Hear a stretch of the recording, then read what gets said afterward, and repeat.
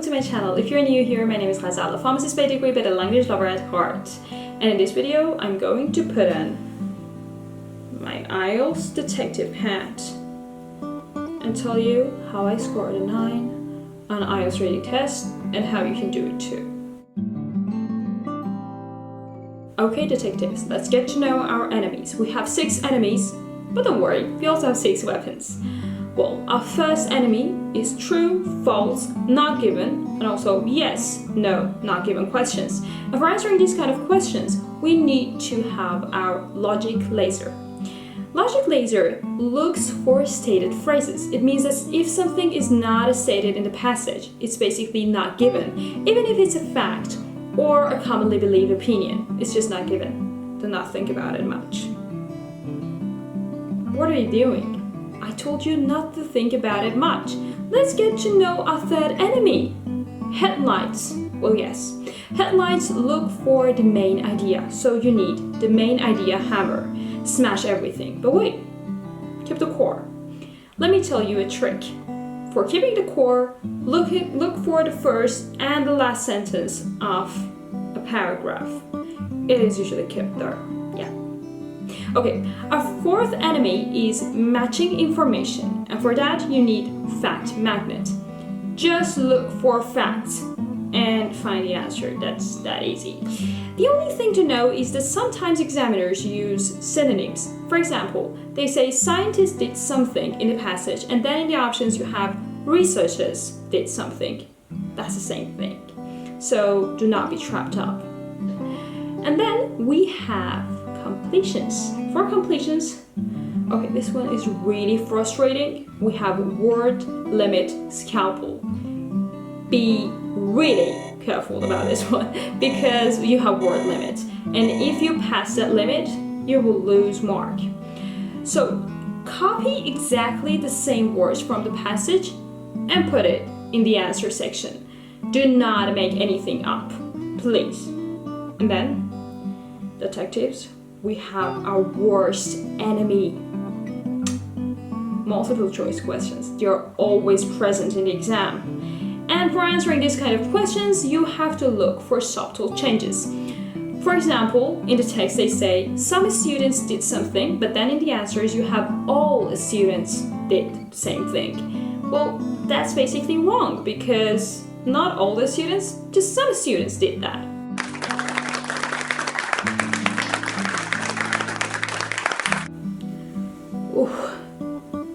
Now that we know all our enemies, let's get back to normal. Okay, now that you're familiar with all kind of questions, let's get to know how to read the passage and how to answer all those questions. For reading the passage, you should learn about prose skimming. For prose skimming, consider the passage like a building. You do not need to inspect every brick, just have the blueprint of the passage. Look at it like an X-ray. Have an X-ray of the passage in your mind, and then when you want to find the answer, you know which room to walk into. Okay, that was easy. Then, in the next tip, you have to know coding. Not that one that you use for computers. You just need to code a passage, and that's not hard. You have to highlight all places, names, and dates. But why, I'm going to tell you in the next tip. Okay, now we have something that I love it. We have the treasure map trick. I know, I've told you that you are a detective, but now you have to consider yourself also as a pirate. That's kind of confusing, but well, just consider yourself as a pirate. And when you are a pirate, you want to find the gold. Yeah. So before grabbing the passage, just circle the gold. All dates, names, and also places in the questions.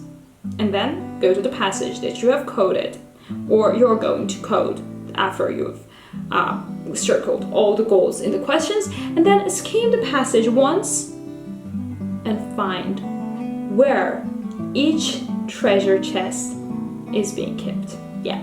In this way, you are not wandering in the text, and you are going exactly to the place where gold is buried. That's lovely, isn't it? And then finally, in the last tip, you have your trap book. In this notebook, you are going to write all your mistakes. Which kind of questions you had difficulty with?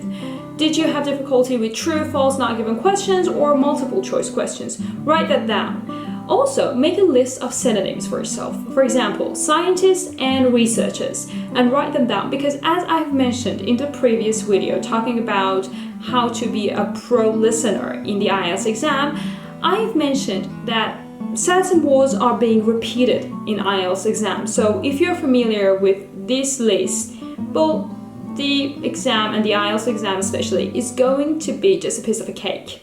So have that list for yourself. Okay, if you watched till the end, I have a very special tip for you for the very day of the exam. In this day, look for word match trap. In this trap, the examiner used the same word that has been mentioned in the passage in one of the options. If you see the same word, be a bit suspicious and check the idea one more time, because in this kind of questions, the idea is really important and they want to trap you up by using the same word in one of the options that is usually wrong and using the idea in another option. So most of the times in questions, examiners use synonyms, and if you see the same exact word, be a bit suspicious. And if you've loved this video, please give this video a thumbs up and subscribe for more language tips. Bye!